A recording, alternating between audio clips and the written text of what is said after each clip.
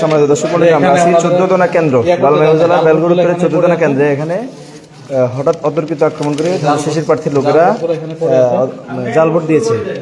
এগুলো কি করবো? এগুলো আমি কি করবো? এগুলো বাদ দিয়ে দেন, স্বাক্ষর না থাকলে বাদ যাবে না। না এখন আপনি এটা সিদ্ধ হয়ে দিলেন। আমি তো এগুলো বাদ দিয়ে দেন, বাদ দিব না।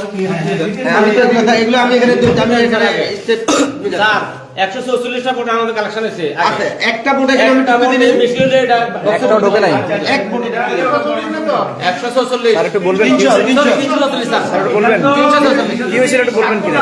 আমরা গন্ডগোলের শুরুতে আমরা দরজা বন্ধ করতে অনেকক্ষণ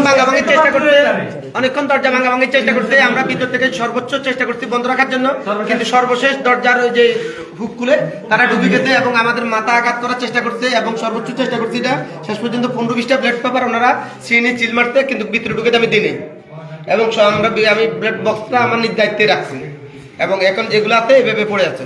এটা কি বিএনপির দানের শীষের প্রার্থী? কারা করতে কি আসবে সেটা তো আমাদের সিল মারছে কোন মার্কায়? দানের শীষ মার্কা। দানের শীষ মার্কায় সিল মারছে।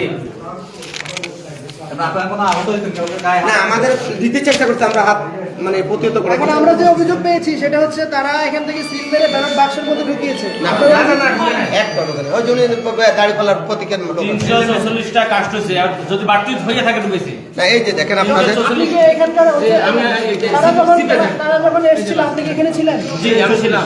তাহলে তো আপনি দেখেছেন এরা কি এখান থেকে এই করে ভিতরে কি এটা কি ভিতরে ঢুকাইতে চেষ্টা করছে। আমাদের বোর্ড কালেকশন ঢুকে হয়েছে 344টা পর্যন্ত কালেকশন। আপনি কি দেখেছেন এখান থেকে ছিল তারা এখানে সিটছে, এখান থেকে সিটছে ঢুকাইতে পারছে কিনা বলতে আপনি তো ছিলেন, আপনি ভয়ে আমি তো ভয়ে এখানে কি হবে? এখানে ছিলাম। মিথ্যার আমাদের আচরণ হতে পারে না। আসলে নিব না স্যার, আমি বলছি আসলে নিব না। আমি 344 আমি এটা ঠিক এখন যেভাবে আছে এভাবে হাত স্যার, এটা মানে 344টা কাস্ট ঠিক আছে ওকে। আচ্ছা, তার মানে ভিতরে ঢুকাইতে পারে না, কিন্তু এখানে মারছে। মারতে এটা এভাবে রয়েছে। এবং এটা বাহিরে